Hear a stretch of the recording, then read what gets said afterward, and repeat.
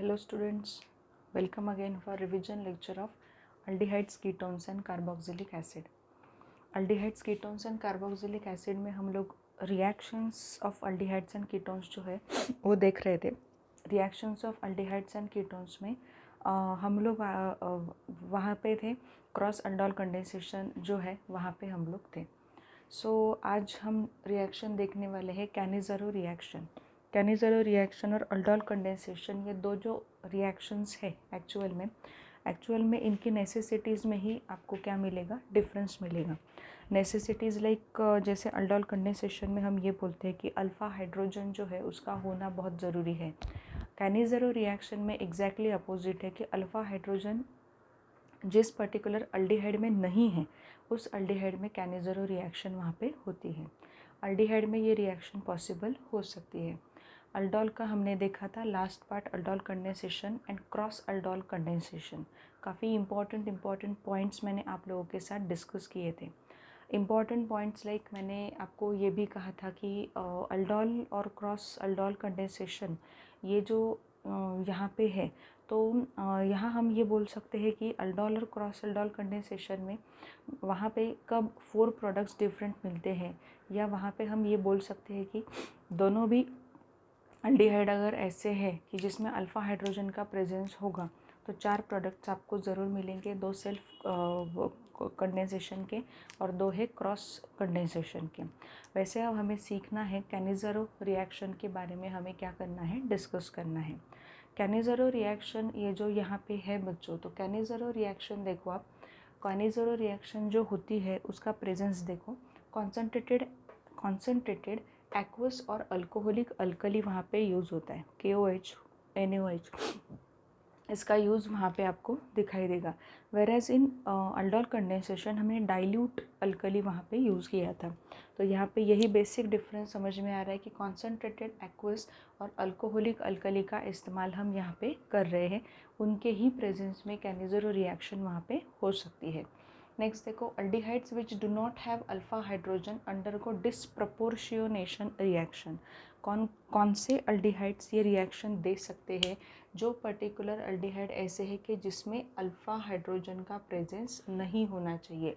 Alpha hydrogen अगर उसमें नहीं है तभी वो अल्डिहाइड क्या कर सकते हैं, कैनिज़रो रिएक्शन वहाँ पे दे सकते हैं. अब कैनिज़रो रिएक्शन की अगर हमने बात की है तो कैनिज़रो रिएक्शन जो है कहाँ होती है, बेसिकली यहाँ पे, कि जहाँ पे जिस पर्टिकुलर अल्डिहाइड में अल्फ़ा हाइड्रोजन का प्रेजेंस बिल्कुल भी नहीं है, and it undergoes disproportionation reaction. What do you mean by disproportionation reaction? Actual में डिसप्रपोर्शियोनेशन रिएक्शन जो है वो वहाँ पे किस तरीके से होती है कि एक का रिडक्शन और एक का वहाँ पे ऑक्सीडेशन होगा, तो दोनों भी वहाँ पे आपको मिल रहा है. एक अल्डिहाइड का यूनिट जो होगा वो वहाँ पे क्या होगा, रिड्यूस होगा, दूसरा अल्डिहाइड का यूनिट जो है वो ऑक्सीडाइज होगा. वो ये रिएक्शन जो है उसे डिसप्रपोर्शियोनेशन रिएक्शन कहा जाता है. आपने 11th में 12th में रिडक्शन ऑक्सीडेशन इनके बारे में पढ़ा है. रिडक्शन ऑक्सीडेशन साइमल्टेनियसली हो रहे हैं वहाँ पे, तो किस तरीके की रिएक्शन है, डिसप्रपोर्शियोनेशन उन्हें कब कहा जाता है, ये अभी का टॉपिक नहीं है डिस्कस करने का, बट द थिंग इज़ कि ये डिसप्रपोर्शियोनेशन रिएक्शन यहाँ पे मिल जाती है. नेक्स्ट देखो, प्रोडक्ट में आपको क्या मिलेगा, प्रोडक्ट में आपको अल्कोहल मिलता है and salt of carboxylic acid. अब सॉल्ट क्यों मिलेगा, कार्बोक्सिलिक एसिड क्यों नहीं मिलेगा?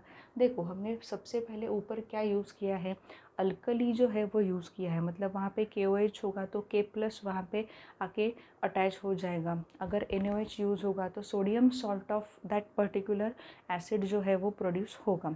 मतलब कार्बोक्सिलिक एसिड वहाँ पे नहीं, salt of carboxylic acid form होने का एक ही रीज़न वहाँ पे है, वो है हमने अल्कली यूज़ किया है, इसलिए सॉल्ट ऑफ कार्बोक्सिलिक एसिड वहाँ पे फॉर्म हो रहा है. अदरवाइज तो कार्बोक्सिलिक एसिड का ही फॉर्मेशन बनता, बट इसके एब्सेंस में रिएक्शन होना पॉसिबल नहीं है. सो कैनिज़रो रिएक्शन की हम बात कर रहे हैं. देखो नेक्स्ट पॉइंट जो काफ़ी इंपॉर्टेंट है, one aldehyde is reduce to alcohol and another is oxidise to carboxylic acid. जैसे हमने 2 यूनिट्स लिए, सपोज़ मैंने बेंजाल्डिहाइड का एग्जाम्पल आपको दिया है. बेंजाल्डिहाइड में अल्फ़ा हाइड्रोजन वहाँ पे नहीं है। तो अल्फ़ा हाइड्रोजन अगर वहाँ पे नहीं है तो वहाँ पे एक बेंजाल्डिहाइड का जो यूनिट होगा वो कन्वर्ट हो जाएगा बेंजाइल अल्कोहल में, और दूसरा जो यूनिट होगा वो वहाँ पे सॉल्ट ऑफ बेंजोइक एसिड में वहाँ पे कन्वर्ट होगा। सो इस तरीके से एक प्रोडक्ट आपको अल्कोहल मिलेगा और दूसरा प्रोडक्ट आपको salt of that carboxylic acid आपको मिलेगा।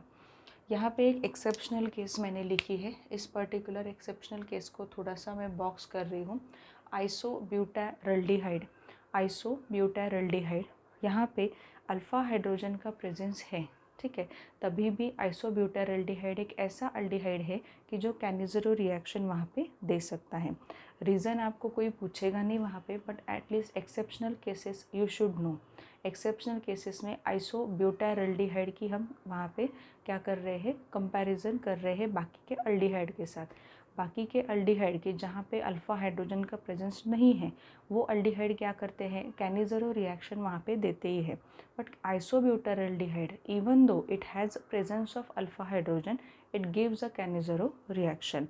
So as a exceptional case you have to remember this particular name isobutyraldehyde. अब आइसोब्यूटारल्डिहाइड के बाद हम एक एग्जाम्पल लेते हैं। यहाँ पे कौन सा एग्जाम्पल है, कैनिज़रो रिएक्शन का एग्जाम्पल हम लेते हैं। बेसिक रिक्वायरमेंट्स हमें पता चल गया। बेसिक रिक्वायरमेंट्स में क्या था वहाँ पे, बेसिक रिक्वायरमेंट्स में वहाँ पे दिया हुआ था कि अल्फ़ा हाइड्रोजन का प्रेजेंस नहीं होना चाहिए, ठीक है। अल्फ़ा हाइड्रोजन का प्रेजेंस नहीं है, इस तरीके के जो अल्डिहाइड है उसी में कैनिज़रो रिएक्शन जो है वो पॉसिबल हो सकती है। कैनिज़रो रिएक्शन होने के लिए हमें क्या यूज़ करना पड़ेगा, we have to use aqueous concentrated, aqueous और अल्कोहलिक अल्कली। अल्कली में आप दोनों भी यूज़ कर सकते हो, KOH या NaOH में से एक जो है वो आप उसका इस्तेमाल वहाँ पे कर सकते हो। सो ये जो भी पर्टिकुलर पॉइंट्स मैंने यहाँ पे लिखे हैं कि एग्जैक्टली कैनिज़रो रिएक्शन में होता क्या है कि एक अल्डिहाइड जो होता है वो रिड्यूस हो जाता है अल्कोहल में, और दूसरा अल्डिहाइड का यूनिट जो है वो ऑक्सीडाइज हो जाता है कार्बोक्सिलिक एसिड में, ठीक है। बट वो कार्बोक्सिलिक एसिड नहीं रहता, it becomes a salt of carboxylic acid. It is because we are using alkali in a particular reaction. So alkali की वजह से वो वहाँ पे सॉल्ट ऑफ कार्बोक्सिलिक एसिड आपको मिलता है। सो बेसिकली बोलने का मतलब ये है कि एक अल्डिहाइड रिड्यूस हो रहा है, दूसरा अल्डिहाइड वहाँ पे ऑक्सीडाइज हो रहा है। You get a disproportionation reaction. Disproportionation reaction यहाँ पे आपको मिलेगी। तो डिसप्रपोर्शियोनेशन रिएक्शन मिल रही है। उसके बाद हमने देखा कि आइसोब्यूटारल्डिहाइड का एक एक्सेप्शनल केस हमने वहाँ पे देखा है। आइसोब्यूटारल्डिहाइड जो है वहाँ पे उसमें अल्फ़ा हाइड्रोजन का प्रेजेंस होता है, ठीक है। अल्फ़ा हाइड्रोजन के प्रेजेंस होने पर भी वहाँ पे क्या हो रहा है, आइसोब्यूटारल्डिहाइड gives us Cannizzaro reaction. So Cannizzaro reaction वो क्यों दे रहा है, किस लिए दे रहा है, अभी वो मैकेनिज्म देखने की ज़रूरत नहीं है बिकॉज हमें लिखना नहीं है, but at least you should know the exceptional case. Next मैंने यहाँ पे लिखा है कि यहाँ पे बेंजाल्डिहाइड का एग्जाम्पल मैंने लिया। So see very carefully, benzaldehyde do not have any alpha hydrogen in its structure, so it gives us Cannizzaro reaction. So Cannizzaro reaction एक का कन्वर्जन होगा बेंजाइल अल्कोहल में, दूसरे का कन्वर्जन होगा सॉल्ट ऑफ बेंजोइक एसिड में। Potassium benzoate करके salt है वो हम यूज़ करें, वो हम यहाँ पे प्रोड्यूस करेंगे। पोटेशियम बेंजोइट क्यों हुआ, बिकॉज हमने अल्कली यूज़ किया है KOH। अगर हम यहाँ पे इस जगह पे अल्कली यूज़ करते NaOH, so you will get sodium benzoate, sodium benzoate वहाँ पे मिलेगा। So this is all about your Cannizzaro reaction. Now moving towards cross Cannizzaro reaction. तो देखो बच्चों, यहाँ पे अब लास्ट के दो रिएक्शंस हमारे बाकी हैं, cross Cannizzaro reaction and electrophilic substitution in aromatic aldehydes and ketones, ठीक है। सो क्रॉस कैनिज़रो रिएक्शन में क्या है, उन्होंने ये दिया है कि जैसे क्रॉस अल्डोल पढ़ा था वैसे क्रॉस कैनिज़रो रिएक्शन हो सकती है, बट वहाँ पे ये है कि अगर दोनों भी अगर आपने रिएक्टेंट ऐसे लिए कि जहाँ पे अल्फ़ा हाइड्रोजन का प्रेजेंस नहीं है, तो अल्फ़ा हाइड्रोजन का प्रेजेंस अगर दोनों में भी नहीं है सो you will gate 4 product, 4 product आपको रिएक्शन में मिलेंगे। क्रॉस में आपको इतना याद रखना है, एग्जाम्पल दिया नहीं है बट आपको याद रखना होगा कि 4 प्रोडक्ट्स आपको वहाँ पे मिलेंगे। 2 different aldehydes not having alpha hydrogen undergo disproportionation reaction.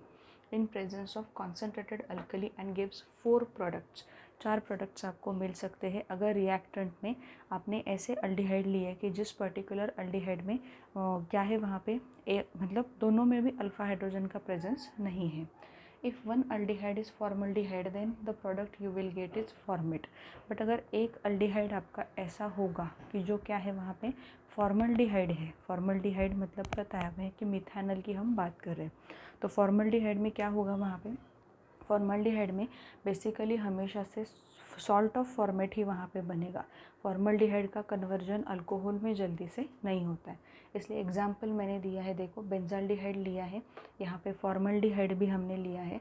So NaOH जब लिया है हमने 50% NaOH लिया है, देन यहाँ पे बेंजाइल अल्कोहल प्रिपेयर हुआ है and sodium salt of formic acid, मतलब यहाँ पे सोडियम फॉर्मेट का प्रिपरेशन आपको मिला है। मतलब ये आपको याद रखना है कि अल्डिहाइड में अगर दोनों मतलब अलग अल्डिहाइड है तो वो क्रॉस कैनिज़रो रिएक्शन वहाँ पे बन रही है। बट क्रॉस कैनिज़रो रिएक्शन में याद क्या रखना है आपको, क्रॉस कैनिज़रो रिएक्शन में अगर आपने एक अल्डिहाइड फॉर्मल्डिहाइड लिया होगा तो फॉर्मल्डिहाइड लेने के बाद आपको ये याद रखना है कि फॉर्मल्डिहाइड कभी अल्कोहल वहाँ पे प्रिपेयर नहीं करेगा, हमेशा वो सोडियम सॉल्ट या potassium salt of formic acid मतलब सोडियम फॉर्मेट, पोटेशियम फॉर्मेट, इस तरीके से वहाँ पे वो प्रिपेयर करेगा। सो इतना बस याद रखना है कि क्रॉस कैनिज़रो रिएक्शन जो होगी तो उसमें किस तरीके से प्रोडक्ट्स आपको मिलेंगे। Next reaction which is very important and unique kind of reaction, electrophilic substitution reaction. काफ़ी छोटी सी रिएक्शन है बट काफ़ी इम्पॉर्टेंट है। अब देखो aromatic aldehydes and aromatic ketones जो होते हैं वो पर्टिकुलरली ये रिएक्शन वहाँ पे देते हैं। कार्बोनिल ग्रुप जब वहाँ पे किसी बेंजीन रिंग से जुड़ जाता है वो वहाँ पे -M इफ़ेक्ट दिखाता है, डीएक्टिवेटिंग ग्रुप उसे कहा जाता है और मेटा डायरेक्टिंग ग्रुप वहाँ पे कहा जाएगा।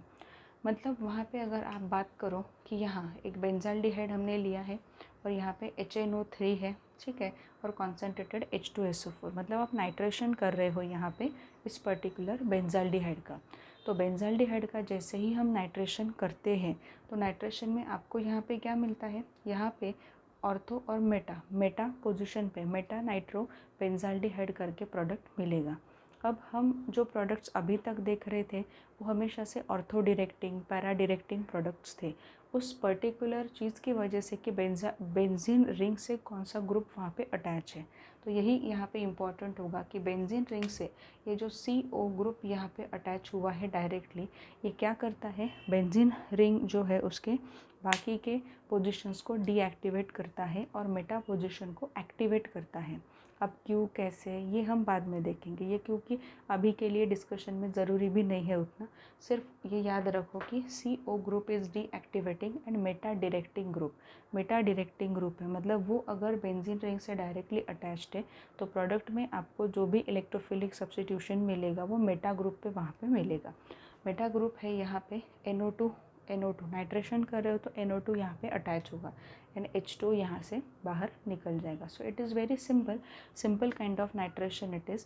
नाइट्रेशन में हुआ क्या है बस इतना याद रखना है आपको कि बाकी जगह पे हमने जब नाइट्रेशन देखा था तो आपको देखो जैसे अल्कोहल की फिनॉल की केस मिली थी तो उसमें भी ऑर्थो पैरा इस तरीके से प्रोडक्ट मिले। दूसरे केसेस में आपको वहाँ पे क्या मिला था कि 2,4,6 ट्राइनाइट्रो इस तरीके का प्रोडक्ट भी मिला था। बट यहाँ पे ऐसे नहीं होगा, यहाँ पे ये जो अल्डिहाइड ग्रुप है ना, ये अल्डिहाइड ग्रुप में से जो कार्बोनिल ग्रुप है वो डीएक्टिवेटिंग ग्रुप कहलाता है और वो मेटा डायरेक्टिंग ग्रुप भी कहलाता है।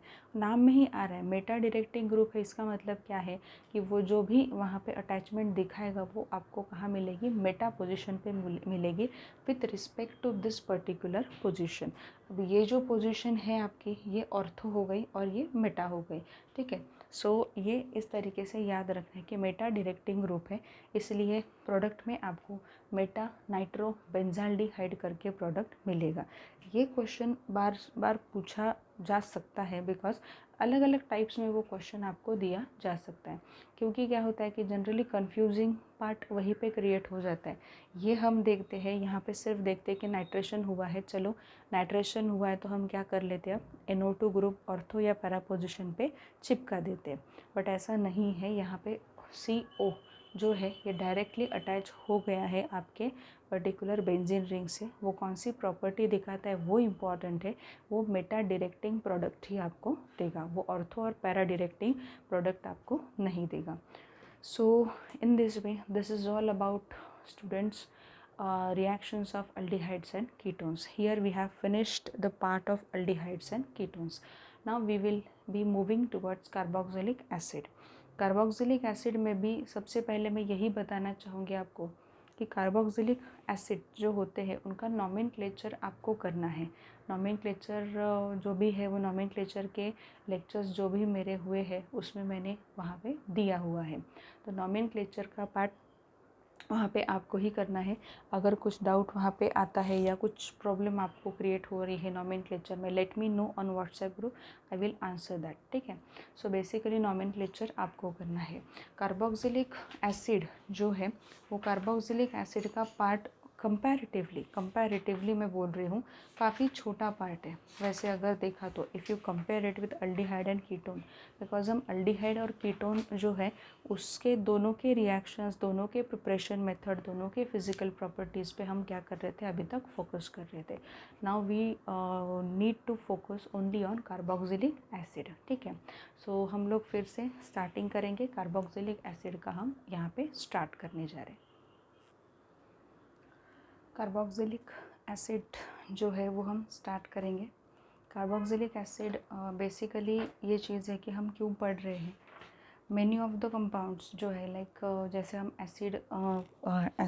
एसिड क्लोराइड है या एसिटिक अनहाइड्रेट है, अमाइड है, ठीक है, उनके प्रिपरेशन के लिए बेसिक रिक्वायरमेंट हमें चाहिए वो कार्बोक्सिलिक एसिड की।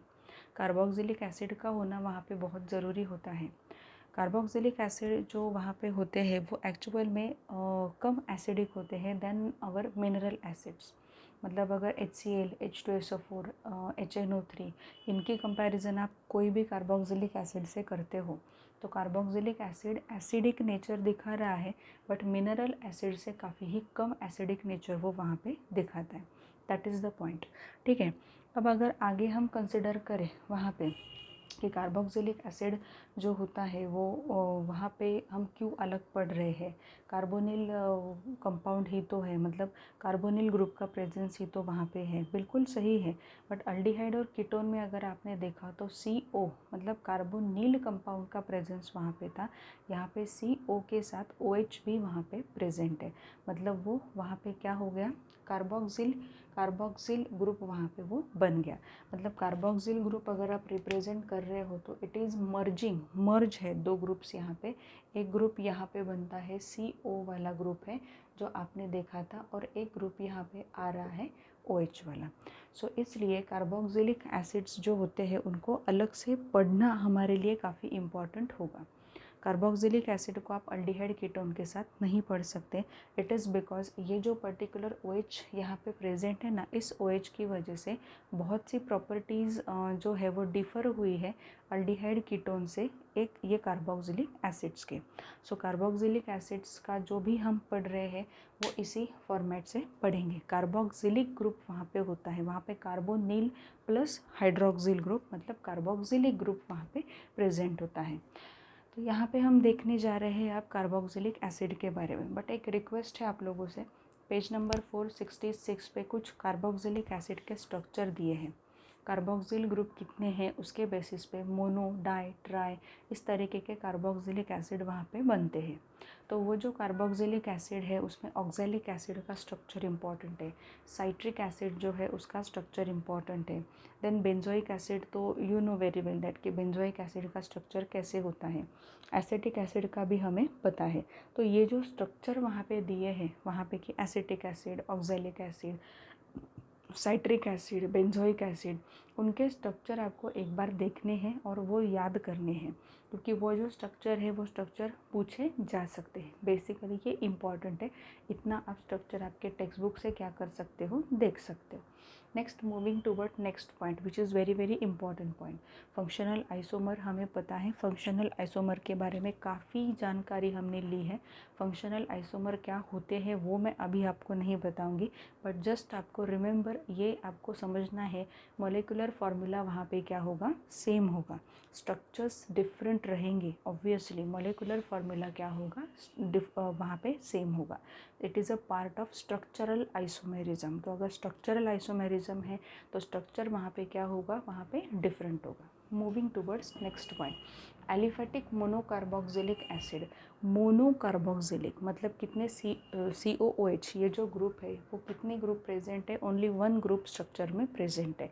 मोनोकार्बोक्सिलिक एसिड एलिफेटिक, वो भी एलिफेटिक, एरोमेटिक में। Aliphatic monocarboxylic acid and aliphatic ester, दोनों भी एलिफेटिक है। They are said to be functional isomers of each other. They are said to be what, functional isomers of each other.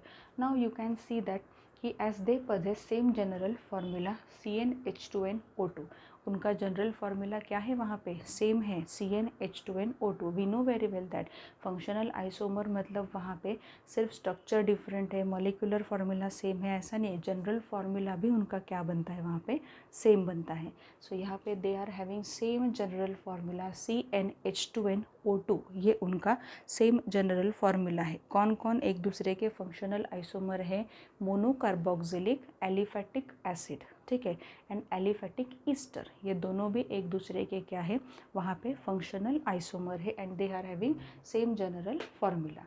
तो just example मैंने आपको दिया है कि एग्जाम्पल के तौर पे आप क्या कर सकते हो, अच्छे से देख सकते हो और लिख भी सकते हो कि किस तरीके से वहाँ पे प्रेजेंट है। देखो तो एक सिंपल एसिड हमने लिया है, एसिटिक एसिड, जिसका एक पर्टिकुलर सॉल्यूशन प्रिपेयर हो तो वो विनेगर बन जाता है। ये एसिटिक एसिड का एग्जाम्पल है। और यहाँ पे ये जो एग्जाम्पल दिया है ये ईस्टर लिंक यहाँ पे प्रेजेंट है, मतलब मिथाइल फॉर्मेट एग्जाम्पल यहाँ पे आपको मिल रहा है। तो लेट्स सी कि यहाँ पे ये ईस्टर है, ये कार्बोक्सिलिक एसिड है, दोनों में मॉलिक्यूलर फार्मूला सेम आ रहा है क्या, C2 है, H4 है और O2 है। यहाँ भी देखो C2 है, H कितने हैं, 4 है और O2 है, मतलब दोनों का मॉलिक्यूलर फार्मूला क्या हुआ, सेम हुआ। स्ट्रक्चरल फार्मूला भी दोनों का जनरल फार्मूला भी दोनों का क्या है, सेम है। स्ट्रक्चर्स दोनों के क्या है, डिफरेंट। एक बिलोंग करता है कार्बोक्सिलिक एसिड फैमिली से, मोनोकार्बोक्सिलिक एसिड मोनोकार्बोक्सिलिक एसिड से बिलोंग करता है, दूसरा बिलोंग करता है ईस्टर से, दोनों भी एलिफेटिक है। Hence they are said to be functional isomers of each other. This is the concept of functional isomer. Next है मोनोकार्बोक्सिलिक एसिड्स जो होते हैं, मतलब एलिफेटिक मोनोकार्बोक्सिलिक एसिड की हम बात कर रहे हैं। एलिफेटिक मोनोकार्बोक्सिलिक एसिड्स जो होते हैं, मतलब जिसमें कार्बन 12 से लेके कार्बन 18 तक हम बोल सकते हैं, उनको फैटी एसिड्स कहा जाता है। उनको क्या कहा जाता है, फैटी एसिड्स कहा जाता है, बिकॉज उनका सोर्स ही क्या है, वो नेचुरल फैट्स के उसमें मतलब फॉर्म में वो आपको क्या होते हैं, मिलते हैं। तो कौन कौन से वहाँ पे फैटी एसिड्स है, कार्बन कितने होने चाहिए उसमें, 12 कार्बन एंड 18 कार्बन तक, 12 to 18 कार्बन तक अगर कार्बन उस मोनोकार्बोक्सिलिक एलिफेटिक एसिड में है तो those particular acids are said to be fatty acids. Fatty acids उनको कहा जाता है। एग्जाम्पल हमने देखे, बायोमोलिक्यूल्स का स्टडी आपने किया है तो उसमें देखो फैट्स जो होते हैं ना, फैट्स का भी हाइड्रोलिसिस वहाँ पे होगा बेसिकली। तो फैट का हाइड्रोलिसिस होने पर आपको पाल्मिटिक एसिड, स्टीयरिक एसिड ये वहाँ पे मिलते हैं। पाल्मिटिक और स्टीयरिक एसिड जो होते हैं ना, उसमें 17, 18 इस तरीके से कार्बन वहाँ पे आपको मिलेंगे। So it is very important to know that कि कौन कौन से एसिड्स को फैटी एसिड्स कहा जाता है। जिस पर्टिकुलर एलिफेटिक मोनोकार्बोक्सिलिक एसिड में कार्बन नंबर 12 और से लेके कार्बन नंबर 18 तक आपको रेंज मिलेगी, वो एसिड्स को, मोनोकार्बोक्सिलिक एसिड्स को फैटी एसिड्स कहा जाता है। एग्जाम्पल काफ़ी सिंपल है, फैट्स का जब हाइड्रोलिसिस होता है तो फैट का हाइड्रोलिसिस जब होता है सो you will gate stearic acid, palmitic acid. जो स्टीयरिक और पाल्मिटिक एसिड हम कहाँ यूज़ करते हैं, सैपोनिफिकेशन की प्रोसेस में हम यूज़ करते हैं। सो ये जो भी पॉइंट मैं बता रही हूँ, ये पॉइंट का एग्जाम्पल भी मैंने अभी आपको दिया है, which is already given in your text book. ठीक है, नेक्स्ट देखो, structure of carboxyl group. Carboxyl है, कार्बोनिल नहीं है, कार्बोक्सिल ग्रुप है। ठीक है, स्ट्रक्चर ऑफ कार्बोक्सिल ग्रुप हमने यहाँ पे देखा। अब देखो बच्चों, स्ट्रक्चर ऑफ कार्बोक्सिल ग्रुप की हम जब बात करते हैं तो हमेशा से कार्बोक्सिल ग्रुप को आपको कंपेयर करना है कार्बोनिल ग्रुप के साथ। ठीक है, कार्बोनिल ग्रुप जो है उसके साथ आपको कंपेयर करना है। सो ये कार्बोनिल ग्रुप कहाँ पे प्रेजेंट था, ये अल्डिहाइड कीटोन में प्रेजेंट था। अब हम जो ग्रुप देखने जा रहे हैं कार्बोक्सिल वाला, वो जो ग्रुप है वो कहाँ पे प्रेजेंट है, ये जो ग्रुप है ये प्रेजेंट है आपके कार्बोक्सिलिक एसिड में। यू हैव टू कंपेयर, ये कंपैरिजन बहुत इंपॉर्टेंट होती है यहाँ पे। अब अगर आप देखो तो कार्बन का हाइब्रिडाइजेशन तो sp2 होगा बाय डिफ़ॉल्ट, कार्बन ने डबल बॉन्ड वहाँ पे बना लिया है तो कार्बन का हाइब्रिडाइजेशन क्या बन सकता है, sp2 हाइब्रिडाइजेशन बन सकता है।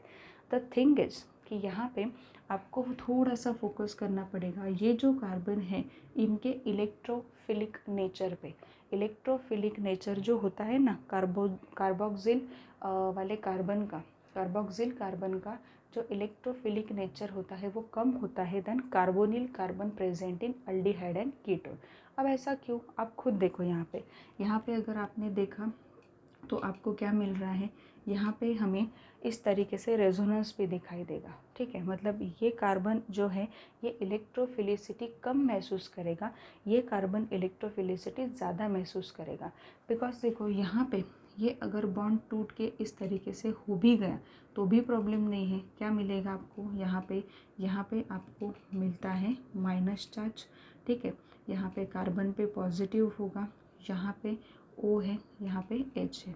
बट ये जो यहाँ पे एग्ज़ाम O है तो वो O क्या करेगा, O के पास क्या है, वहाँ पे इलेक्ट्रॉन्स है, वो इलेक्ट्रॉन उसको देने की कोशिश करेगा, ये जो कार्बन है उसे देने की कोशिश करेगा और एक रेजोनेटिंग स्ट्रक्चर प्रिपेयर होगा। जो रेजोनेटिंग स्ट्रक्चर मैंने यहाँ पे लिखा है, लास्ट वाला रेजोनेटिंग स्ट्रक्चर। मतलब बोलने का मतलब ये है कि अगर ये बेसिकली अल्डिहाइड और कीटोन में ये जो कार्बन है ये इलेक्ट्रोफिलिक नेचर अगर महसूस कर रहा है, वहाँ पे इलेक्ट्रोफिलिक नेचर ज़्यादा है वहाँ पे उसका, तो किसकी वजह से है, वो ऑक्सीजन की वजह से है। यहाँ भी ऑक्सीजन प्रेजेंट है बट ये वाला ऑक्सीजन जो है ना OH वाला, ये OH वाले ऑक्सीजन के पास लोन पेयर है तो वो इस कार्बन को इलेक्ट्रोफिलिक नेचर महसूस नहीं होने देगा, कार्बन को इलेक्ट्रॉन की कमी महसूस नहीं होने देगा, हमेशा से वो कार्बन को इलेक्ट्रॉन देने की कोशिश में रहेगा। मतलब ये है कि ये जो ऑक्सीजन है ये ऑक्सीजन खुद के इलेक्ट्रॉन खींच सकता है, वेरएज ये जो ऑक्सीजन है ये ऑक्सीजन कार्बन पे पॉजिटिव आने के बाद इलेक्ट्रॉन दे सकता है। मतलब ये आपको ध्यान में रखना है बिकॉज ये डबल बॉन्ड यहाँ पे प्रेजेंट है, यहाँ पे डबल बॉन्ड है, ये सिंगल बॉन्ड आपका वहाँ पे प्रेजेंट है, बहुत डिफरेंस आ जाता है। सो बेसिकली ये आपको याद रखना है कि ये पॉइंट जो मैंने लिखा है कि carboxylic carbon is less electrophilic than carbonyl carbon in aldehydes and ketones. काफ़ी इंपॉर्टेंट स्टेटमेंट है कि कार्बोक्सिलिक कार्बन जो होता है वो कार्बोक्सिलिक एसिड में प्रेजेंट है, वो जो कार्बोक्सिलिक कार्बन है वहाँ पे तो वो कार्बोक्सिलिक कार्बन की इलेक्ट्रोफिलिसिटी कम है। ठीक है, then carbonyl carbon present in aldehydes and ketones. Aldehydes and ketones में उस पर्टिकुलर कार्बन को सपोर्ट करने के लिए या इलेक्ट्रॉन की कमी महसूस ना होने के लिए ऐसा कोई भी ग्रुप अटैच नहीं है। ठीक है, तो यहाँ पे तो क्या है, यहाँ पे तो ऑक्सीजन के पास लोन पेयर है, ऑक्सीजन क्या कर रहा है वहाँ पे, इलेक्ट्रॉन वहाँ पे देने की कोशिश कर रहा है। इसलिए अगर आप देखो ना कि इलेक्ट्रोफिलिसिटी को अगर आपको कंपेयर करना है, ठीक है, कार्बोनिल कार्बन में अल्डिहाइड कीटोन और कार्बोक्सिलिक कार्बन में सिर्फ आपका कार्बोक्सिलिक एसिड वाला कार्बन। ठीक है, तो उसमें अगर आप बोलो तो अल्डिहाइड कीटोन में हमें ये चीज़ पता है कि कीटोन का जो कार्बोनिल कार्बन है वो वहाँ पे कम इलेक्ट्रोफिलिक है बिकॉज दोनों साइड से क्या आ रहे हैं, मिथाइल ग्रुप आ रहे हैं और methyl group are said to be electron releasing group, electron donating group, तो वो क्या महसूस नहीं होने देंगे बीच वाले कार्बन को इलेक्ट्रोफाइल नेचर वहाँ पे महसूस नहीं होने देंगे। बट वेरेज इन अल्डिहाइड, अल्डिहाइड का केस क्या कर रहा है वहाँ पे, अल्डिहाइड के केस में एक ही तरफ मिथाइल ग्रुप है और एक तरफ हाइड्रोजन होता है, तो एक ही मिथाइल ग्रुप बीच वाले कार्बन को क्या कर सकता है, इलेक्ट्रोफिलिसिटी जो है उसको सपोर्ट कर सकता है, इलेक्ट्रोफिलिसिटी कम करने के लिए सपोर्ट कर सकता है। But वेरेज in case of this carboxylic carbon, carboxylic carbon जो है वो ऐसा नहीं है। कार्बोक्सिलिक कार्बन जो है उसके बिल्कुल बगल में आपको क्या दिखाई देता है, वहाँ पे उस ऑक्सीजन दिखाई देता है, और वो भी वहाँ पे क्या है, किस तरीके से दिखाई दे रहा है आपको, कि जो ऑक्सीजन के पास लोन पेयर प्रेजेंट है और वो ऑक्सीजन सिंगली बॉन्डेड है, वो वहाँ पे क्या कर सकता है, उस पर्टिकुलर कार्बोक्सिलिक एसिड के कार्बन को वहाँ पे लेस इलेक्ट्रोफिलिक बनाएगा। सो ये जो पॉइंट्स यहाँ पे मैंने लिखे हैं बच्चों, these are very very important points, please note these points, because ये पॉइंट्स टेक्स्ट बुक में आपको मिलेंगे बट आपको उतना टाइम नहीं होता है, आप उतना टेक्स्ट बुक नहीं रीड करते हो, इसलिए ये पॉइंट्स मैंने यहाँ पे लिखे हैं। अदरवाइज कार्बोक्सिल कार्बन का हाइब्रिडाइजेशन, यस वही है, कार्बोक्सिलिक कार्बन का हाइब्रिडाइजेशन वही है, but you have to compare electrophilic nature of the carbon in aldehyde, ketone and carboxylic acid. So aldehyde में इलेक्ट्रोफिलिक नेचर ज़्यादा होगा, कीटोन में कम हो जाएगा, बिकॉज ऑफ प्रेजेंस ऑफ दो alkyl groups side by side present है, और in case of particular carboxylic acid वो और भी वहाँ पे कम हो जाएगा। इसलिए अल्डिहाइड कीटोन को साथ में पढ़ा जाता है और कार्बोक्सिलिक एसिड को हम साथ में नहीं पढ़ सकते। कार्बोक्सिलिक एसिड जो होते हैं उनके ऑल कैरेक्टरिस्टिक फीचर्स OH के अटैचमेंट से पूरे चेंज हो जाते हैं, जो मैंने पहले भी आप लोगों से डिस्कस किया है, कि वहाँ पे दिखने में दिखता है कि यहाँ पे क्या मैम सिर्फ OH ही तो अटैच है, इतना क्या होगा, OH अटैच होने से इतना क्या होने वाला है, होता है काफ़ी फ़र्क वहाँ पे पड़ रहा है। देखो इलेक्ट्रोफिलिसिटी ही वहाँ पे क्या हो गई, कम हो गई, रिएक्शंस पे अफेक्ट होगा ही, रिएक्शन पे वहाँ पे ज़रूर अफेक्ट होगा। सो in next lecture we will be moving towards preparation methods of carboxylic acids.